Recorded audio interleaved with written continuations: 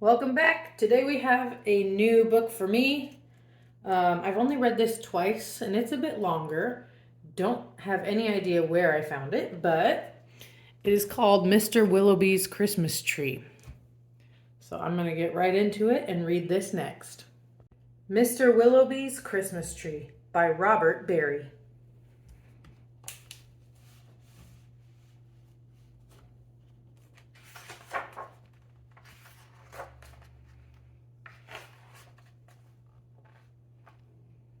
Mr. Willowby's Christmas tree came by special delivery.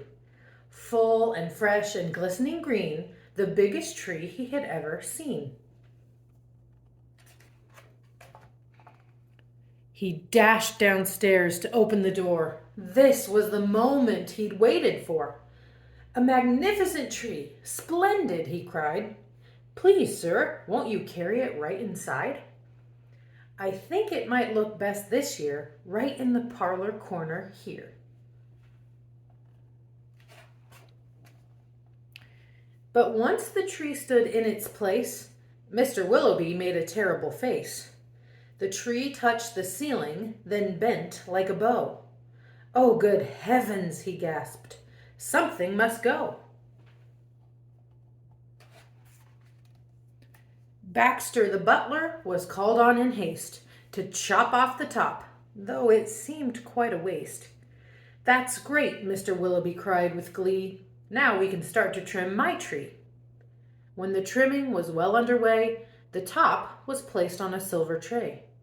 Baxter said, I know just who'd be delighted with this Christmas tree.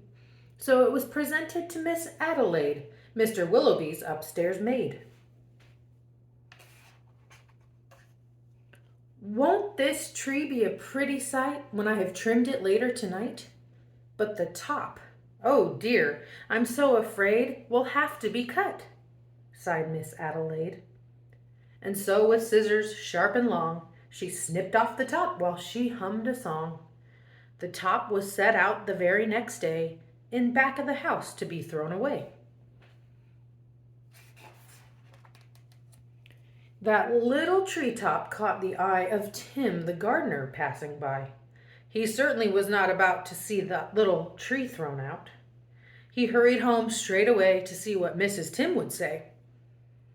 Fa la la! Surprise, surprise! His wife could not believe her eyes. But our house, she said, is so snug and small. I do not believe we need it all. And before Tim had a chance to shout, she cut off the top and threw it out.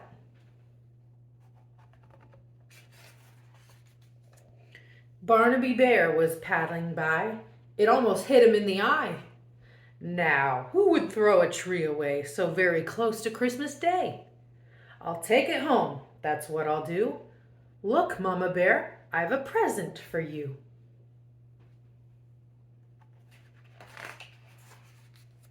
Isn't it a pretty tree? Yawned Barnaby quite drowsily. But Little Bear, standing off far, cried out, That tree won't hold a star.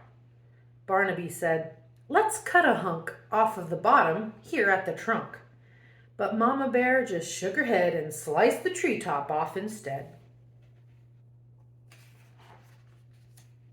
Jolly by golly, Barnaby said with a kick. Mama, that surely is just the right trick. Let's trim it with bells and honey rings, some berries and tinsel and popcorn on strings. Mama said, Trim it just as you like. I've got to tidy up for the night. This top we won't need any more. I'll put it just outside the door. Later on that frosty night, Frisky Fox came into sight. He spied the treetop, rubbed his chin, opened his sack, and stuffed the top in.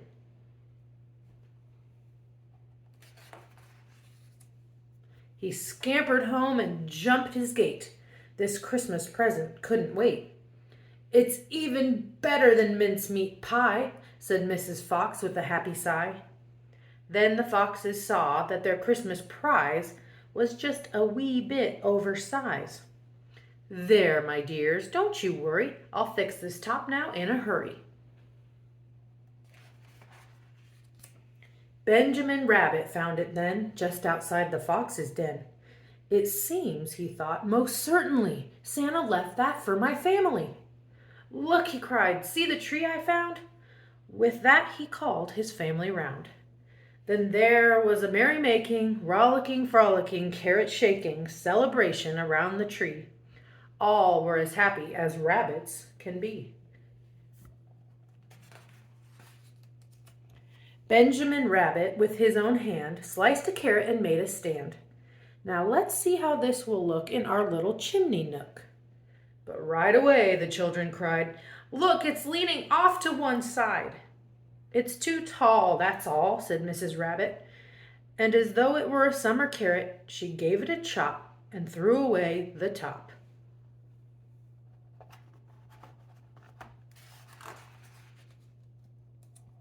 Then Mistletoe Mouse just happened to see that tiny tip of a Christmas tree.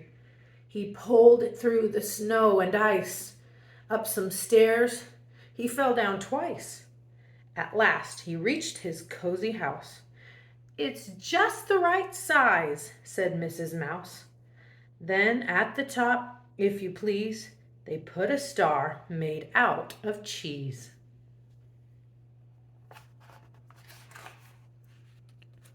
Oh, wasn't it grand to have a tree exactly like Mr. Willowby? The end.